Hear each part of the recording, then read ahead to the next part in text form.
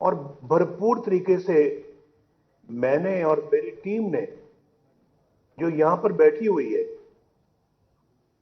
اور جو یہاں پر اس وقت موجود نہیں ہے، مثلا شہباز شریف صاحب جو اس وقت جیل میں ہے، نہ کردہ گناہوں کی سزا میں جیل میں ہے، یعنی محنت کر کے خدمت کر کے پاکستان کا نقشہ بدل رہے تھے. بھائی یہ سب چیزیں جو ہیں یہ تاریخ کی بات ہے.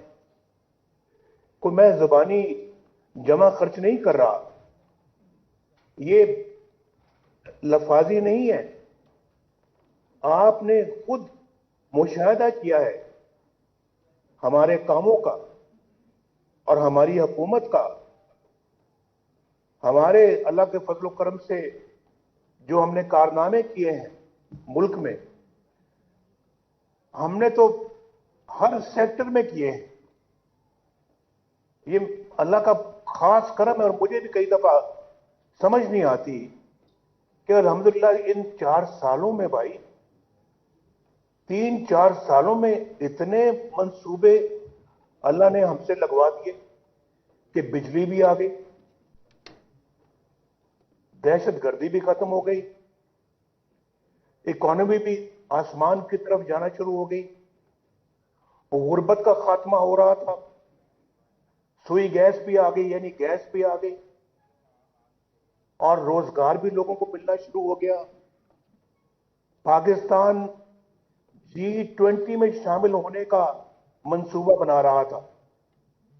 G20 آپ کو معلوم ہے نا، دنیا کے 20 سب سے طاقتور ملکوں میں پاکستان نے شامل ہونا تھا. ایشین ٹائیگر تو ہم بن ہی چکے تھے اور اس طرف بڑھ رہے تھے. پورے ایشیا میں اللہ کے فضل و کرم سے ساؤتھ ایشیا میں ساؤتھ ایشیا کی بات کر رہا ہوں کہ ساؤتھ ایشیا میں ہم ایک یعنی کہ ٹائیگر کی حیثیت اختیار کر لی تھی اور پھر اس طرف ہم بڑھ رہے تھے اور دنیا ایکنالج کر رہی تھی. دنیا بھر پاکستان کی ترقی کی تعریف کر رہی تھی. میں یہ اپنے منہ سے الفاظ نہیں کہہ رہا، آپ لوگ وٹنس ہیں، پوری قوم وٹنس ہے. اور پھر دنوں میں، ہفتوں میں، سالوں میں نہیں، جیسے یہ PRT پشاور کا منصوبہ جو پچھلے 6 سال سے ابھی تک پروان نہیں چڑھ سکا، اور آج بھی کہیں آگ لگ جاتی ہے، بسیں جل جاتی ہیں، چھتیں ٹوٹ جاتی ہیں، بلڈنگ ٹوٹ جاتی ہے، لفٹوں کو نقصان ہو جاتا ہے. اور کتنا پیسہ خرچہ ہے ہمارے 3 منصوبوں پر جو BRT کے منصوبے ہیں، لاہور، اسلام آباد، راولپنڈی اور ملتان، سب کو ملا لیں ان تینوں سے زیادہ پشاور پہ خرچہ ہے.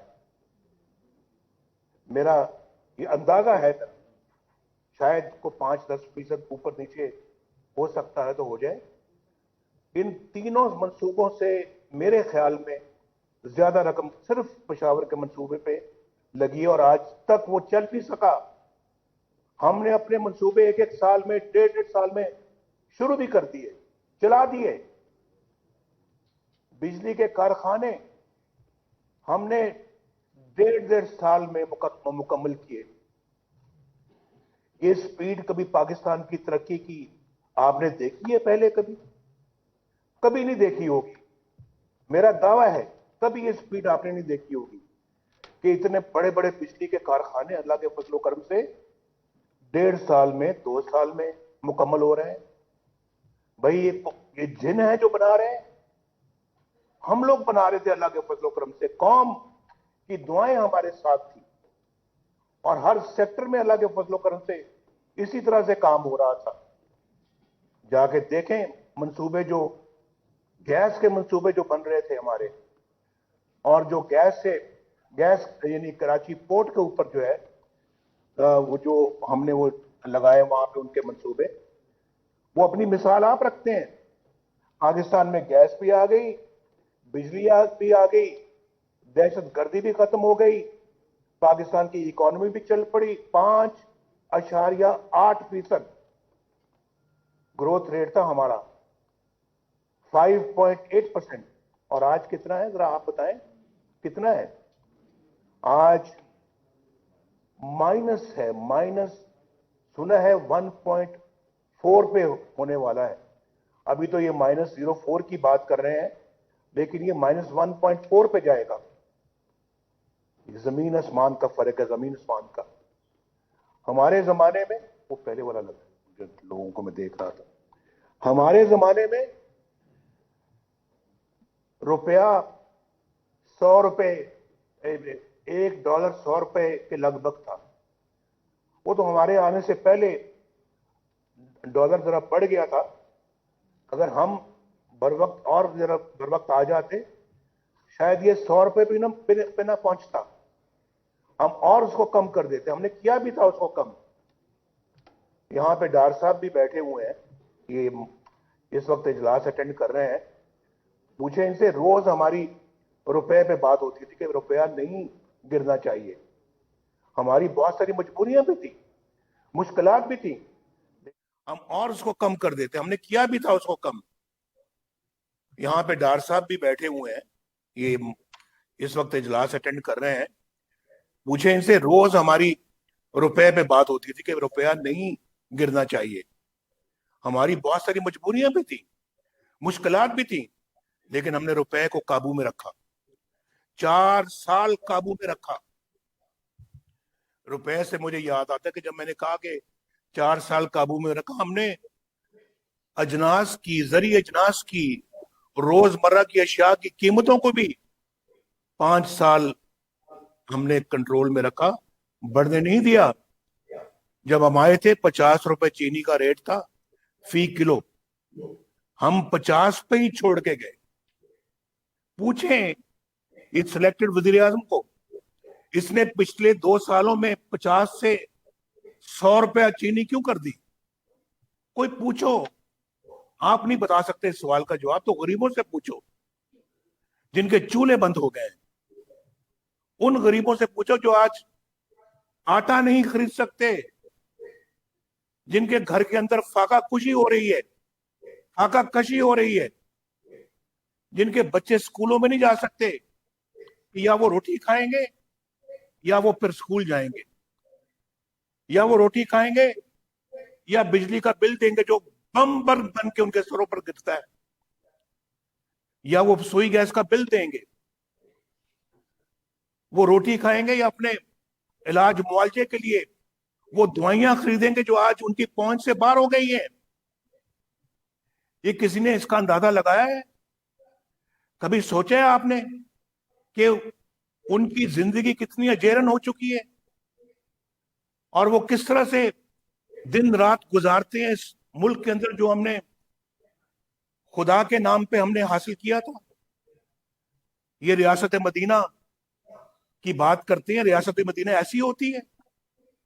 इतने इतने बड़े बड़े दावे भाई, डर लगता है इंसान को जब वो इतनी बड़े बड़े टॉल क्लेम्स करता है कि हम रियासत मदीना बना देंगे।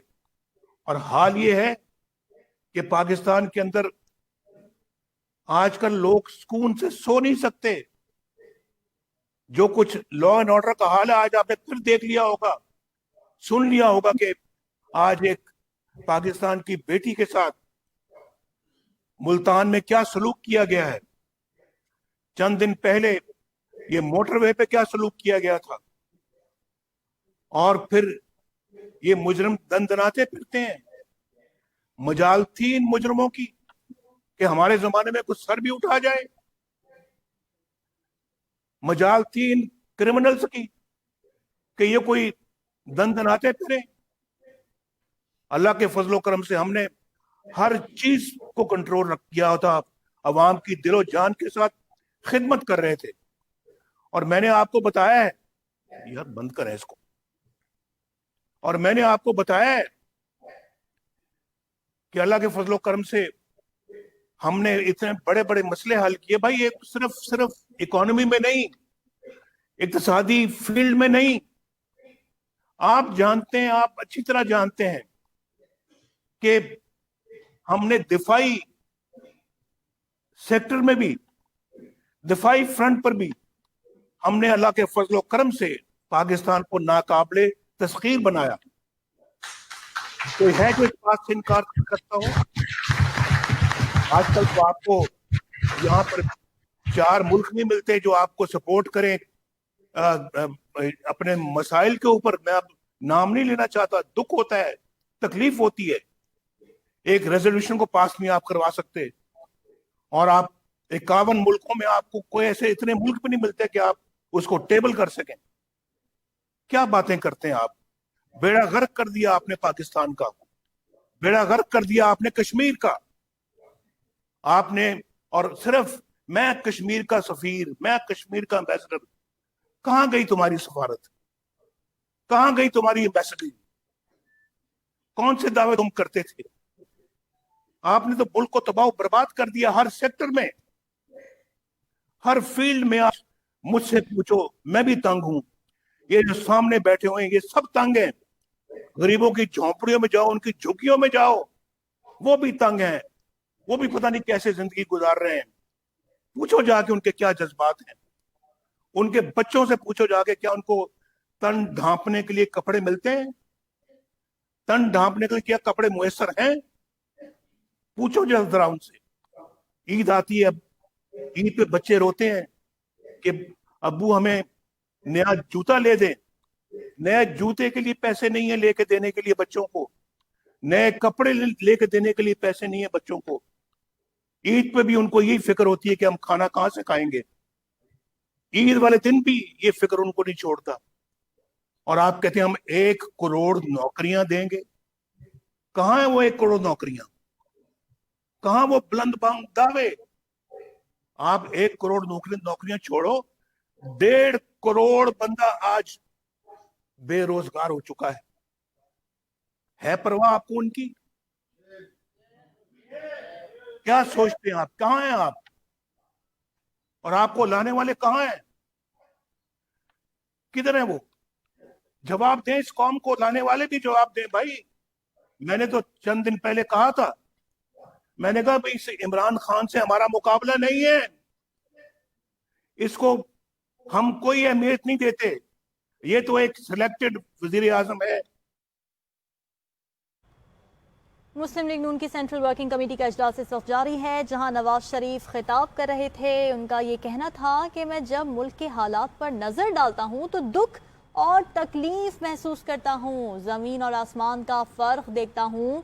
میں دیکھتا ہوں کہ لوگ 2018 تک کتنے خوشحال تھے. ان 2.5 سالوں میں کیا کیا وقت نہیں دیکھا.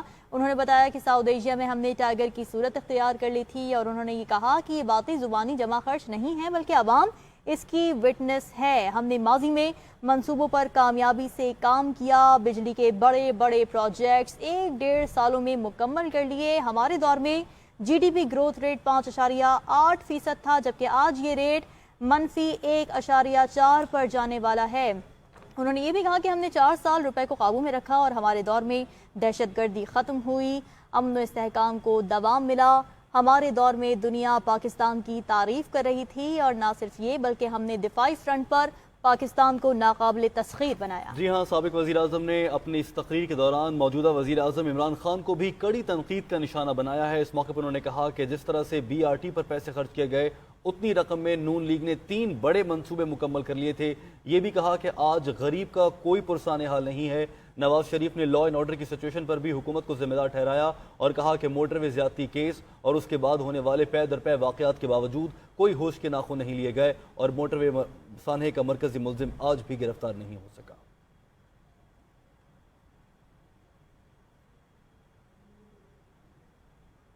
اور دیانتداری کے ساتھ مجھے ایسا نہیں جواب چاہیے جو صرف زبان سے آئے اور دل اس کا ساتھ نہ دے.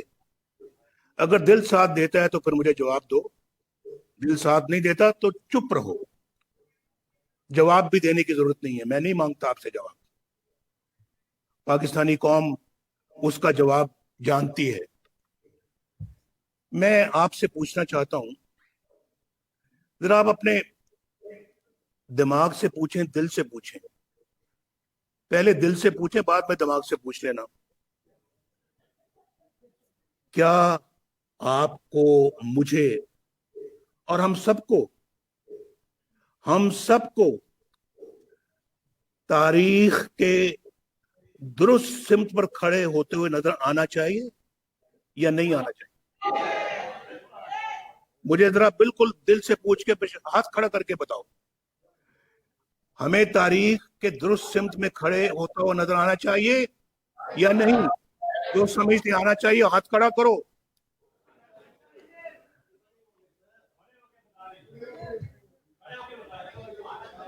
बस खड़े होने की जरूरत नहीं है, हाथ खड़ा कर दिया काफी है। आपका बहुत शुक्रिया। तो भाई मैं, अगर आप दिल से समझते हैं तो फिर जो मैं बातें कर रहा हूं, जो मैं अलम बुलंद कर रहा हूं, मेरा साथ दोगे?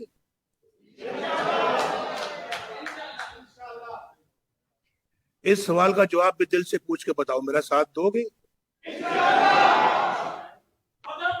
अगर आप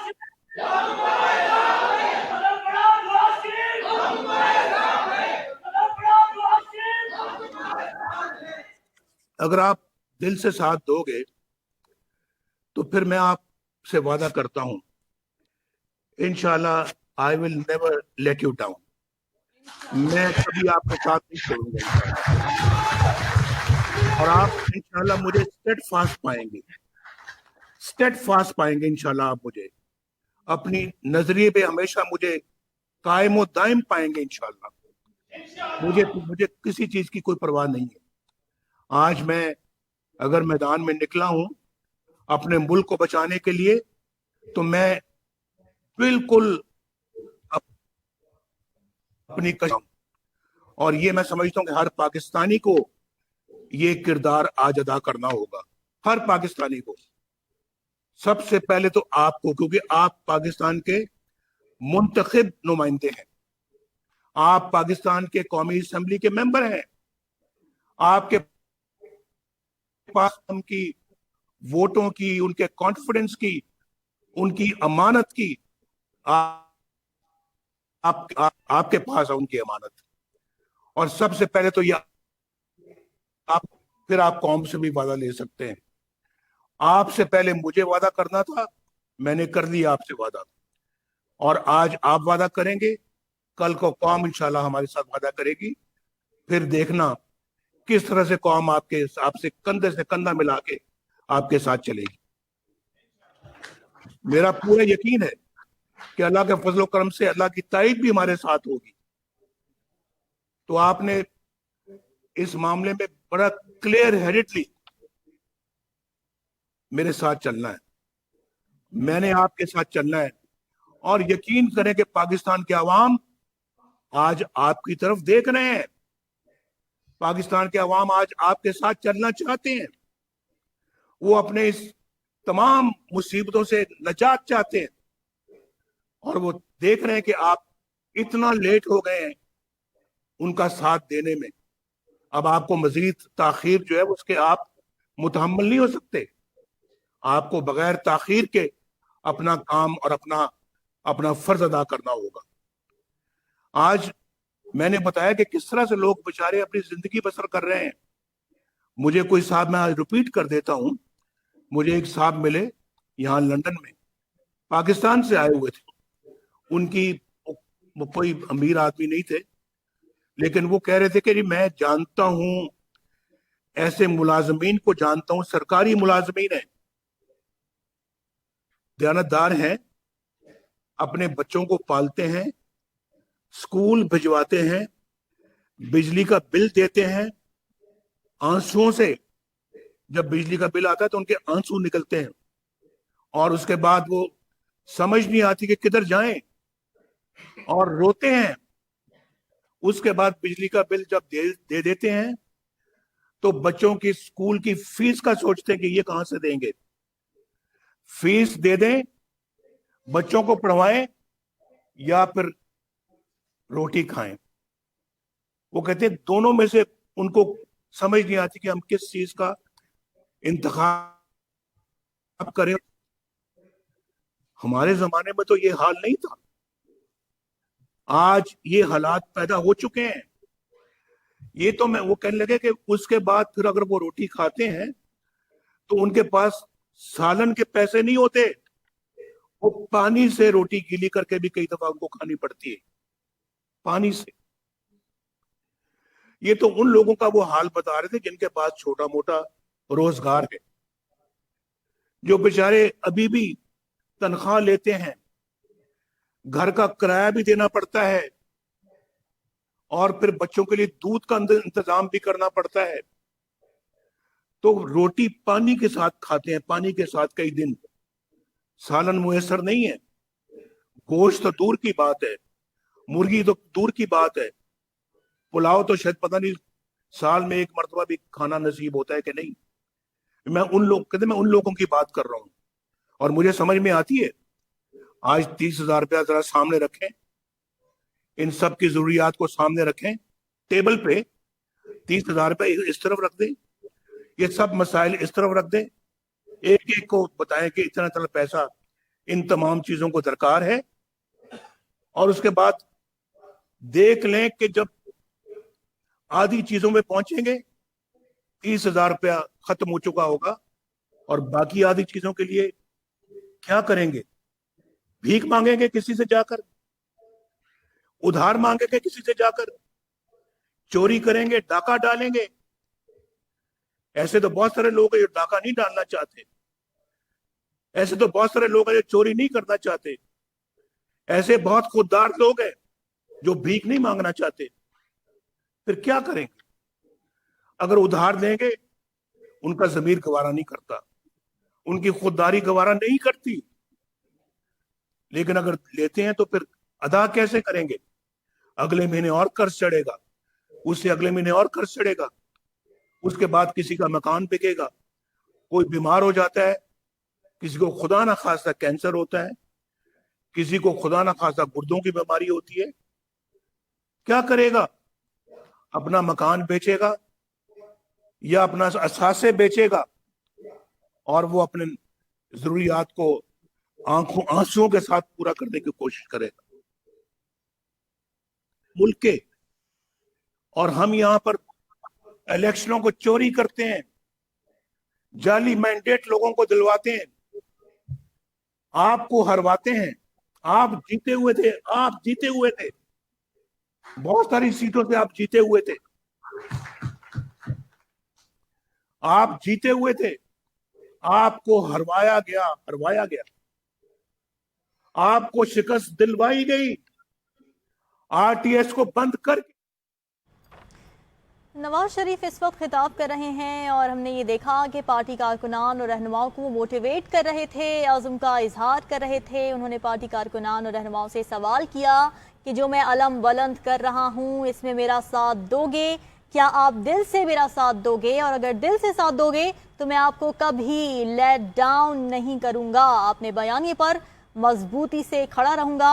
आज हर पाकिस्तानी को ये किरदार अदा करना होगा। और उन्होंने ये भी कहा कि पाकिस्तान के अवाम हमारी जानिब देख रहे हैं, अब हम मज़ीद ताख़ीर के मुतहम्मिल नहीं हो सकते। उन्होंने ये भी कहा कि मैं खामोश नहीं रह सकता, कोई मुझे चुप कराने की कोशिश भी ना करे। एक मौके पर नवाज शरीफ ने पार्टी रहनुमाओं से ये भी सवाल किया कि आज सब लोग हाथ खड़े करके बताएं, क्या हम सबको तारीख की दुरुस्त सिमत पर खड़े नहीं होना चाहिए?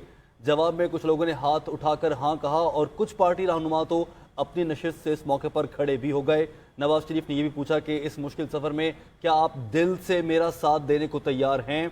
तो जवाब में पार्टी रहनुमाओं ने कदम बढ़ाओ नवाज शरीफ, हम तुम्हारे साथ हैं के नारे लगाना शुरू कर दिए।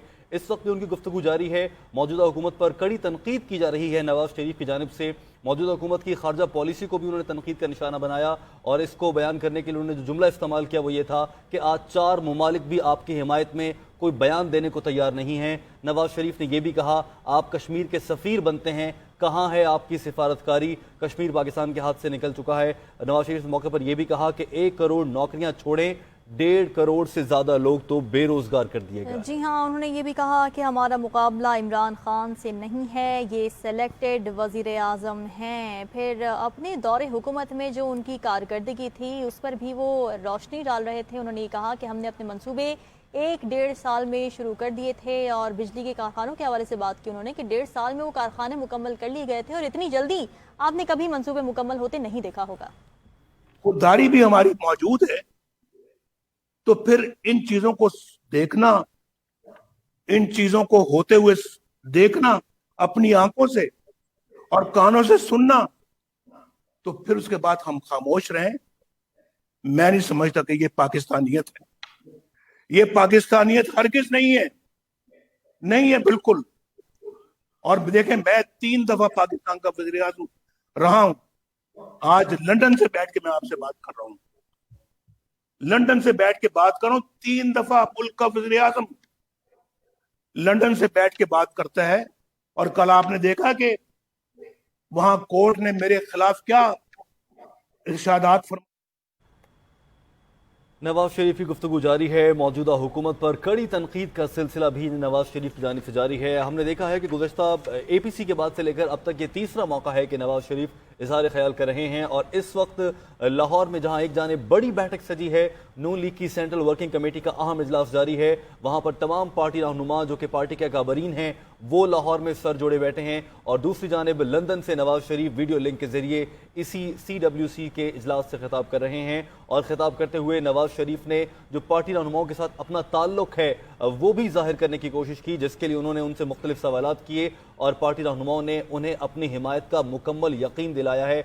इससे पहले इस सेंट्रल वर्किंग कमेटी इजलास के बाद गुफ्तगू करते हुए नून लीग के सेक्रेटरी जनरल एहसन इकबाल ने यह भी ऐलान किया है कि अक्टूबर के पहले हफ्ते में लाहौर में शहबाज शरीफ की गिरफ्तारी के खिलाफ मुख्तलिफ मकामात पर पुरअमन एहतजाज भी किया जाएगा। वाज़ेह है कि अपोजिशन की जानिब से APC की कॉल के बाद से, उस APC अहम इजलास के बाद से फैसला किया गया था कि हुकूमत मुखालिफ तहरीक चलाई जाएगी जिसका आगाज़ अक्टूबर में कर दिया जाएगा। और नवाज शरीफ उसी सिलसिले में अब मुतहर्रिक हो चुके हैं। और लंदन से नवाज शरीफ के इस तरह मुतहर्रिक होने के बाद हुकूमत की जानिब से भी शदीद रद्द-ए-अमल सामने आ रहा है।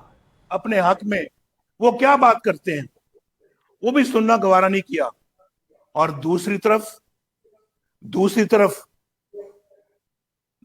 भी आपको मालूम है ना, जनरल बाजवा जो साबिक़ वज़ीर आज़म नवाज शरीफ इस वक्त गुफ्तगू कर रहे हैं और मोटिवेट कर रहे हैं। हम देख सकते हैं कि सियासी पारा जो है वो काफ़ी हाई हो चुका है जब से पाकिस्तान डेमोक्रेटिक मूवमेंट की जानिब से ये ऐलान किया गया कि अब वो हुकूमत मुखालिफ तहरीक चलाने जा रहे हैं। तब से जो अपोजिशन है वो भी मुतहर्रिक नज़र आ रही है और हुकूमत भी इस हवाले से आप देख सकते हैं कि वो कुछ इक़दामात कर रही है। आज नवाज शरीफ की जानिब से ये खिताब किया जा रहा है।